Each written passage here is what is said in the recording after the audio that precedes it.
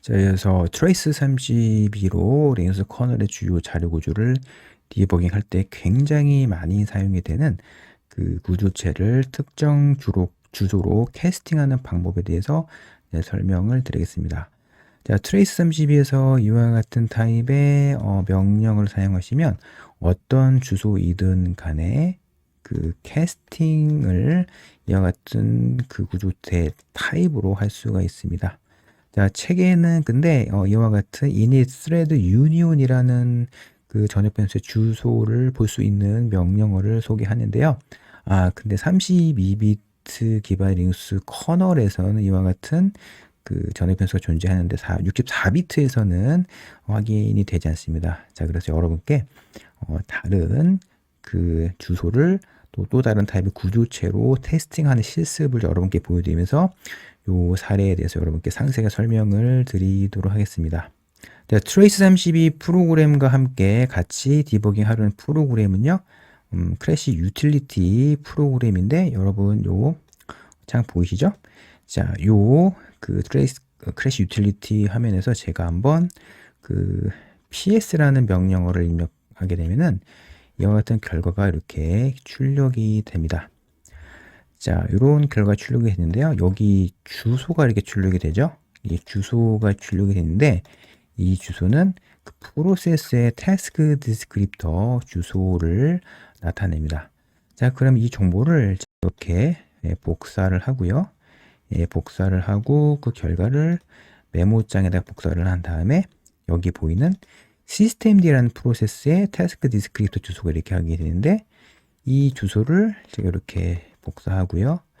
그리고 v.v, %all 그리고 태스크 디스크립터는 구조체의 이름이 이와 같이 태스크 스트럭입니다. 이와 같이 이렇게 사용하시고요. 0x를 붙이게 되면은 자, 이 주소에 해당되는 정보를 그 태스크 스트럭이나 구조체로 캐스팅해서 여러분이 확인을 할 수가 있습니다. 자, 이렇게 명령어를 만들었는데요. 이 명령어를 트레이스 32 화면에서 이렇게 확인해 보겠습니다. 자, 명령어를 입력해 보겠습니다. 자, 명령을 입력했더니 이와 같은 정보가 확인이 됩니다. 굉장히 많은 필드가 확인이 되는데요. 아래에 보시게 되면은 프로세스 이름을 확인할 수가 있는데 굉장히 필드가 많죠. 필드가 많아서 프로세스 이름이 바로 눈에 띄지 않는데요. 여기 보시는 바와 같이 시스템D 보이시죠? 시스템D라는 프로세스 이름이 이게 보이고요. 그리고 이 프로세스가 실행이 된 시간 정보, 그 유주 공간에서 실행된 시간, 커널 공에서 실행된 시간, 다양한 정보가 이렇게 확인이 됩니다. 자, 이처럼 그 특정 주소를 특정 구조체로 캐스팅해서 이와 같은 방식으로 그 명령을 사용하시게 되면은 그 리눅스 커널을 이루고 있는 다양한 그 주소를 특정 구조체로 캐스팅해서 확인할 수가 있습니다. 자, 이번에는 또 다른 크래시 유틸리티 명령으로 제가 한번 사용해 보겠습니다. 이번에는 런q 명령을 입력해 보겠습니다.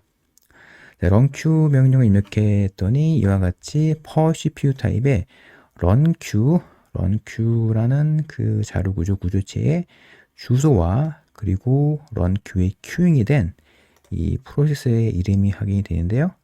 이 정보를 제가 복사한 다음에 그 정보를 또다시 이렇게 메모장에다가 복사를 해 보겠습니다. 자, 복사를 한 다음에 이 주소 있죠? 이 주소를 런q를 나타내는 구조체가 바로 이와 같은 구조체인데요. 이와 같은 구조체로 지정하고요. 그리고 이 주소 있죠? 이 주소를 여기다가 복사를 이렇게 복사를 했습니다. 자, 이와 같은 명령어를 제가 트레이스 32 시뮬레이터에 이렇게 입력해 볼게요. 입력을 했더니 그 런q를 구성하고 있는 다양한 이제 구조체가 보입니다. 다양한 구조체가 보이는데 여기 보시면 그 CUR이라는 요 필드가 있죠. 이 CUR은 그 현재 CPU 코어를 점유하고 있는 프로세스의 태스크 디스크립터 주소 정보를 저장하고 있는 이 필드인데 런큐에서 가장 중요한 필드 중에 하나를 볼 수가 있습니다. CURR이라는 필드를 이렇게 확인하시게 되면은 프로세스의 이름이 바로 배시로 이렇게 확인이 됩니다. 이처럼 크래시 유틸리티 프로그램을 활용하면서 확인이 된 주소 정보를 이처럼 332로 확인하시게 되면 좀 더 다양한 정보를 여러분이 확인할 수 있습니다.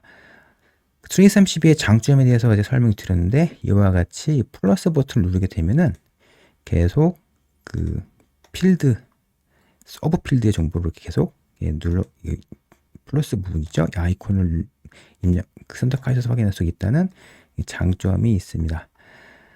자, 이번에는 다른 명령어 또 한번 입력해 볼게요. IRQ 명령어 입력을 해 보겠습니다.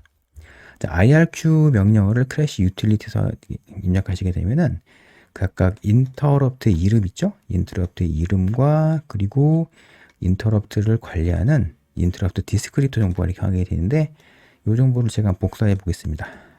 자, 복사를 다시 한번 아래 하고요. 여기 보시는 뭐 주소들이 보이는데 이 주소 있죠? 이 주소는 그 프로세스의 속성 정보를 관리하는 그 인터럽트 디스크립터의 주소입니다. 이 구조체가 IRQ 디스크라는 구조체거든요. 이 구조체를 이렇게 지정하고요. 그리고 주소를 이렇게 복사한 다음에 0x를 이렇게 붙여주시고 그 다음에 아랫부분에 v.v all이라는 명령어 이렇게 입력을 해 보겠습니다. 보시는 바와 같이 이렇게 구조체의 이름을 지정하고요. 그리고 이렇게 주소를 지정했습니다. 그러니까 14번 인터럽트를 관리하는 인터럽트 디스크립터 이와 같은 구조체인데 이 구조체가 존재하는 메모리 주소가 이 주소인 것입니다. 그리고 각각의 인터럽트를 관리하는 인터럽트 디스크립터 주소가 이렇게 다 확인이 됩니다. 자, 이 상태에서 제가 이 명령 한번 입력을 트레이스30에서 해 보겠습니다. 이제 입력을 해 보겠습니다. 입력을 했더니 보시는 바와 같이 인터럽트 디스크립터 정보가 확인이 됩니다.